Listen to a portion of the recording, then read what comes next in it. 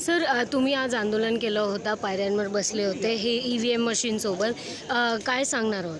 काय आहे की नव्या तंत्रज्ञानाचा पुरस्कार हा राजीव गांधींनी केला. त्यांनी भारतामध्ये कॅम्प्युटर आणि नवतंत्रज्ञान हातामध्ये मोबाईल आला पाहिजे अशा पद्धतीची वाटचाल त्यांनी खऱ्या अर्थानं सुरू ठेवली.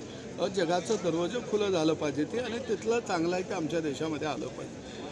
परंतु राजीव गांधी नंतर राहुल गांधी त्यांचा मुलगा, गावगाड्यामध्ये म्हण आहे, पोरगा व्हावा ऐसा गुंडा त्याचा तिन्ही लोकी लागावा झेंडा. पण बापानं आणलेल्या तंत्रज्ञानाला पोरगा विरोध करतोय हे खऱ्या अर्थानं या महाराष्ट्र आणि देशामध्ये हा नव्या तंत्रज्ञानाचा अपमान करणारा हा पहिला बापाच्या विरोधात जाणारा पोरगा सुद्धा या देशानं महाराष्ट्रानं आज राहुल गांधीच्या रूपानं पाहायला मिळालेला आहे. आणि पवारसाहेब हे तर माहीर आहेत त्याच्यामध्ये, कारण त्यांचं शिक्षण, त्यांचं विद्यापीठच लबाडांचं विद्यापीठ नावाचं आहे, त्याच्यामध्ये त्यांचं शिक्षण झालं. तिथं अभ्यास करायला लागत नाही, तिथं फक्त डिग्री घ्यायची असते. आणि त्यामुळं फेक नेरेटिव्ह कसा लोकांच्यात पसरवायचा, लोकांच्या भावना कशा भडकायचा, हे काम गेली 50-60 वर्ष ते करत आले. अरे तुम्ही 10-15 वर्षे EVMवरती जिंकला आणि दुसरी जर लगेच जिंकायला लागले की तुमच्या पोटात कळा सुटायला लागल्या, निश्चितपणानं हा डाव महाराष्ट्रातली जनता उलटवून. काय वाटतं तुम्हाला? महाविकास आघाडी आता असं म्हणतायत की हिंमत असेल तर बॅलेट पेपरवरती निवडणुका घ्या. हिंमत असेल तर तुम्ही राजीनामा देऊन टाका. तुम्ही कसं निवडून आला EVM मशीनवरती? EVM मशीनला काही सपान पडलं तर?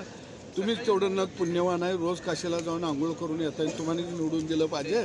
त्यामुळं आमच्या गावाकडे एक मन असतं, जे पोरगं जमीन जुमला सगळं विकून टाकतं, कर्तबगार बापाची सगळी इस्टेट विकतं, त्याला रिकाम टेकडं म्हणते.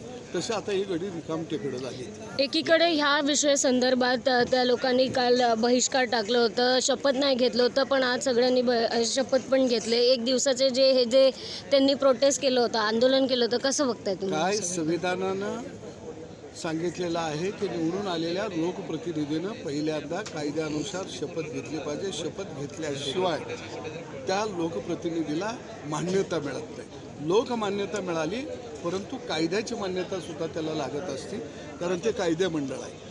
आणि आज मात्र संविधान हातात घेऊन त्यांनी शपथ घेतली. म्हणजे काल तुम्ही संविधानाचा अपमान करता आणि दुसऱ्या दिवशी संविधान तुम्ही हातात घेता, म्हणजे संविधानाचा वापरसुद्धा तुम्ही तुमच्या सोयीनुसार केला. हा देशातल्या आणि महाराष्ट्रातल्या जनतेला आता यातून समजलेला आहे.